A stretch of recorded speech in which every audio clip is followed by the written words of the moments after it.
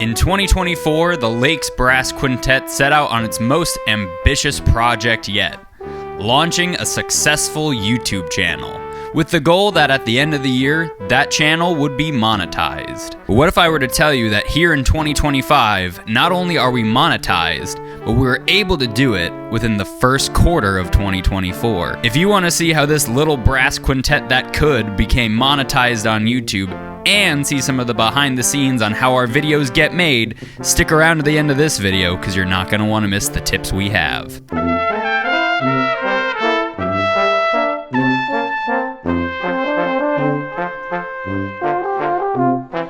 Hey guys, welcome to the Lakes Brass Quintet channel, and today I'm going to show you how we took our quintet from having basically no footprint on YouTube whatsoever to being monetized in just a few months. Now this video isn't designed to show you how to go mega viral or how to quit your day job by doing YouTube. We're actually not at that point yet ourselves. But if you're looking for a little extra stream of income that can help you or your band or your business, then this video is for you. Now when we started the quintet, we were always kind of struggling between ways to make money. Now we are a nonprofit organization, but that doesn't mean we don't have expenses that we need to pay for, like subscriptions for software or buying new audio equipment, buying sheet music for our gigs. And when your ensemble is made up of 3 teachers and 2 grad students, one of whom is now a first-time father, it's not always easy to schedule gigs on the calendar. We usually only go through gig season in the summer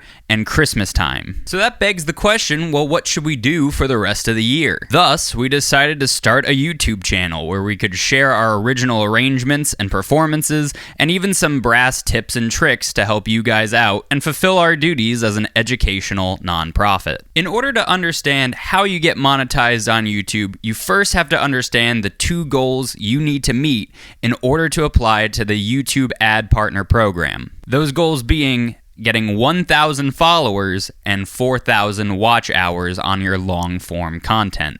There is a way to get monetized via shorts, but we didn't go that route. Now, just because we went the long-form content route to get monetized does not mean that we ignored creating short-form content. In fact, after being monetized, our short-form content is actually what's driving traffic to our channel. But we'll talk more about how to use shorts to your advantage in a minute. My first piece of advice for starting your YouTube channel is to literally just get started. It's the most cliche piece of advice that every self-help YouTube channel will give you, but that's really what you gotta do. In fact, for this channel, the first ever video essay that we ever produced is to this day still the biggest video we've ever put on our YouTube channel with over 100,000 views. And if we hadn't just sat down and made that video, warts and all, we probably wouldn't have gotten monetized nearly as quickly as we did. So just get started. As for how to get your 1,000 followers, you have to start thinking about the content that you want to create and the content that your audience wants to see. It's important to make this distinction because we're creative people. You want to make the content that you want to make while also satisfying your audience. And the more you satisfy your audience, the more people are going to subscribe to your channel. So start doing some research into what other people in your niche are doing and see if you can make some videos on similar topics. We've had success on this channel doing videos about trumpet high notes or popular and famous etudes for the instrument. And remember how I said you can still use YouTube Shorts to help you get monetized even if you're going the long form route? Well, if you're already producing shorts for your TikTok or Instagram Reels, you might as well upload them to YouTube Shorts as well. You can still get subscribers from your YouTube Shorts that will go towards those 1,000 subscribers even if the watch hours don't count towards the 4,000 watch hours. And as for how to get to 4,000 watch hours, might I suggest creating longer content. The longer your videos, the longer people are going to be watching your content, therefore the more hours you're going to get. Also, once you are monetized, the longer your videos means the more ads you can run and the more revenue you can collect. Also, and this is just a general feeling, but I think people just like watching longer form content on YouTube now. So those are a couple of my big tips on how to get started with your YouTube channel. We're not going in depth with click-through rate or retention rate or thumbnail testing, though we will talk a little bit about thumbnails in a second. But those were just some general tips on things to think about as you start making your first pieces of content. Now let's take a look behind the scenes at how all of our videos are made. The first thing we did as a quintet was decided on how frequently we should be posting. The YouTube algorithm rewards consistency. So back in 2023, when we were experimenting with putting some of our pieces up on YouTube, we set a goal to post one video a month. But knowing that we wanted to be monetized by the end of 2024, we pushed ourselves to create more content, shooting for one upload a week. And for the most part, we were able to stay on that schedule. There may have been a week or two in the summer that we took off, and we didn't post anything for the last 2 weeks because of Christmas and New Year's. But for the most part, we were consistently posting one video a week. But we realized that it wouldn't be sustainable for us to try to record 4 pieces every month. As you're going to see later in this video, recording one of our music videos is an extremely time-consuming process. Thus, we decided to embrace the YouTuber concept of content pillars. Now, a content pillar is one type of content you create for your channel. For example, we just talked about music videos. So when we record one of our pieces and we have all of us playing our instruments, that is what we would consider one of our content pillars. Another content pillar we have is our scrolling score style sheet music. We decided to start making this style of content in order to show off the arrangements that we've done, but also to boost our sales on Sheet Music Plus. So if we record one piece a month, theoretically we get both a music video and a scrolling score video if we choose to put that arrangement up for sale. That leaves us with 2 other videos to make, which generally fall into the category of video essay, something like you're watching right now. Mostly our video essays are tips for brass players, but we've also delved into other categories like how to arrange for brass, and can a chinchilla compose music, and our national anthem is kind of objectively musically not that great. Go watch that video. That didn't get us any hate. So by creating these 3 different content pillars, it becomes easier for us to actually start scheduling, rehearsing,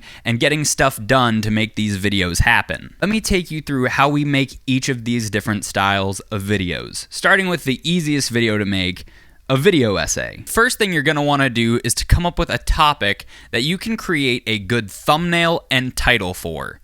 This is even more important than step 2, which is making your script, because if you don't have a good thumbnail or a title and you can't package your content well, people aren't even going to click on it, and then all of the work you spent recording and scripting and editing is for nothing. So spend some time thinking about what makes you want to watch a YouTube video. What's in the thumbnail? What's in the title?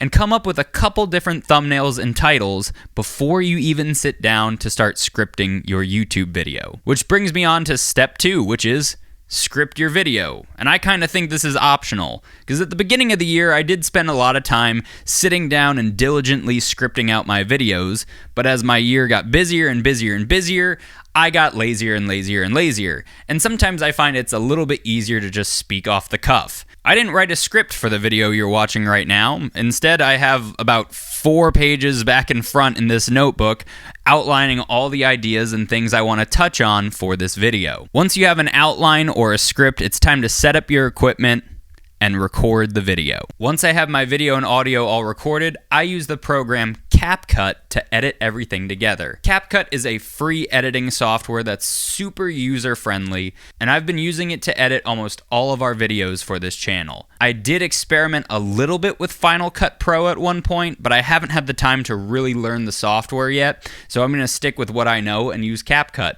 And that's gotten us this far. And once you have your title, your thumbnail, and your final video all edited and polished, it's time to click publish. Now let's talk about the second easiest form of content to make, and that is our scrolling score style video. Now within our quintet, everyone has their own little job and duties that they take care of. So when it comes to sheet music, one of our resident composers, Soren, also our trombone player, is responsible for engraving all of our pieces so that they look good and they're ready to go up online for sale. So when we finish one of our pieces, we send it off to Soren to engrave, who then sends back a PDF of the score. Now, making that PDF into a visually pleasing scrolling score video isn't too difficult, but let me walk you through the steps I do to make this happen.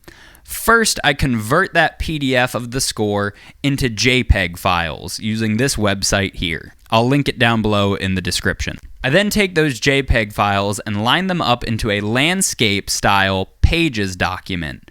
I used to use Publisher when I was on Microsoft. I then export that Pages document back out as a PDF and then convert that PDF into JPEGs once again. Once I have those JPEGs, they go straight into CapCut. And then I add in my audio file. And I sync each of the JPEGs up with the music. The finishing touch for these scrolling score style videos is to add in the page turn transition between each of your JPEGs, so it looks like someone's actually turning the page. Of course, you're going to want to experiment with some different thumbnails for your scrolling score style videos as well. And with that, that leaves us with our last content pillar, and perhaps the most difficult to produce, our music videos. In total, one of our music video projects can take several months to create, from starting the arrangement to pressing publish on our YouTube page. Now, our resident composer, Soren, has an entire video of suggestions for how to write for brass and brass quintet. So if you're interested in learning a little bit more about that, might I suggest clicking the video in the cards. But for this video, I want to walk you through some of the business decisions I make when it comes to arranging. So as I said earlier, the longer your videos are, the longer you have people on your platform, the easier it's going to be to get to that 4,000 watch hour mark to get your channel monetized. So lately, my arranging has been skewing longer. But in addition to writing longer arrangements, there's a specific style of arrangement that I'm writing right now, and those are medleys. The main reason I think a medley works really well to arrange for a long-form YouTube video is not only do you have the full 6-7 minute piece, you also have a bunch of shorts that you can repurpose for your YouTube shorts, your TikTok, and your Instagram Reels. Work smarter, not harder. Also, could you tell what piece I'm working on in that B-roll footage? Drop a comment, let us know. Once the piece is arranged, the next step is sitting down and actually rehearsing it with the quintet. It's important to sit down and actually rehearse your music and find out if the parts you wrote are actually playable, or if your players have some suggestions as to how to make the parts a little bit more playable or more idiomatic for the instrument. Too active leap? I'm taking notes. That's why we're doing this.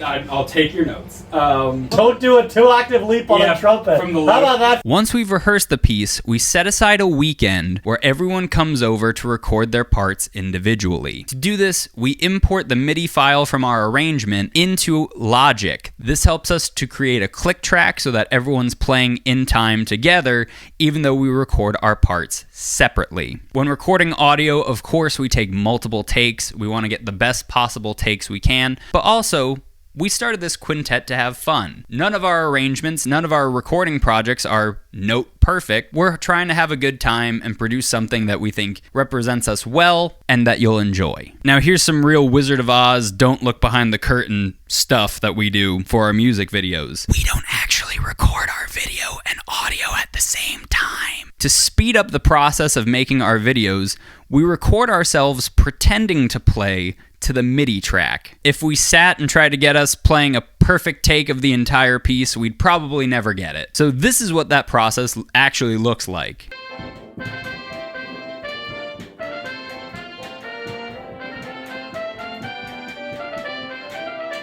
Once everyone's recorded their audio, either myself or our other trumpet player, Nolan, will sit down and mix and master the audio so it sounds as good as it can. Then I'll take all of the videos of us playing along to the MIDI and sync them up in CapCut. Theoretically, if we're all recording to the MIDI file in Logic and we're all pretending to play to the MIDI file in our videos, it's pretty easy to sync up all of our videos, the MIDI, and then our final audio track. Then I'll edit the video a little bit to feature who's playing the most on screen, add some transitions, and bada bing bada boom, that's how you get one of our music video projects. So, get cracking, it's time to make a YouTube channel. I hope you found this video useful. Let us know what kind of content you want to see in 2025, and a big shout out to all of our subscribers for getting us to where we are today. Thank you so much, and we'll see you guys in the next video.